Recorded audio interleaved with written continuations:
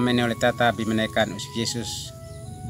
Ikutin anbi kanal YouTube YKB GKI TV wa meto anbi lasi mapaluli neka enati atnen an nino. Nahunu ne enati atnen an alkit onen. Itabu I hemiu kusi enati atnen ho am nino. Tupukai meki maus man nino itabu ital na balbal. Amin. An nino mabeti anbi na Petrus insurat haya hunut nakanua ela pasamteon talantia pasamiut lainin nakanak tabes matatuin ini plenat antupus niukit mael mabetian bin ela pasamteon inhananak tulfuf mamobes nai natuin isneno tulfuf mamobes nai neo ale ana plenatsin manio ale anaetsin.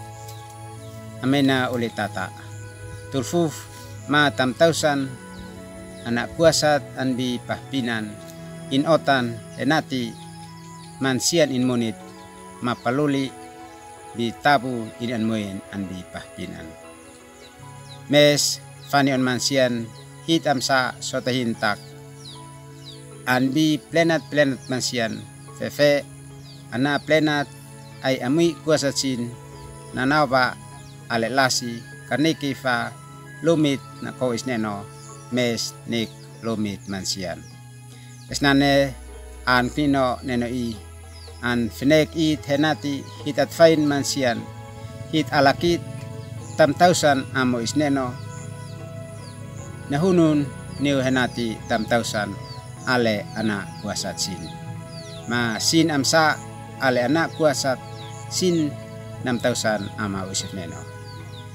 Hi tafnek mat palsay tak tulu hiti monik ni isneno enati hit amsa tapini lasi elekot ma isneno amsa nek it bi hit monik neno mansian le kanam 6,000 isneno inmis napin ale kanan suat ale kanan nukat ma ale kanan monit ka alekot an bini monin esnane ang nino nanoy nakit nak hita lalakit tafnek nok mata tulu hiti monik tamtausan tulfuf mat tolaw isneno hiti monik mulai tawi tal na balbal ang nino untuk nakit onlet nane makais at nikan henati at like mat subscribe alakit onen. Terima kasih usi paham nino henen nok alekot noy na kay henati 1,000 ala niupo itabui tal na balbal. Amin.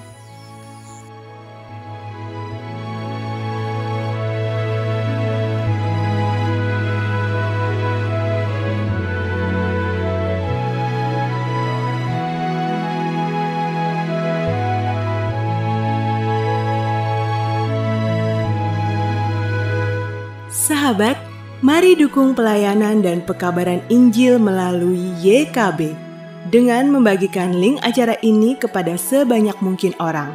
Dukungan juga dapat saudara lakukan dengan mentransfer dukungan finansial ke rekening BCA ke nomor 450 305 2990 450 305 2990 atas nama Yayasan Komunikasi Bersama.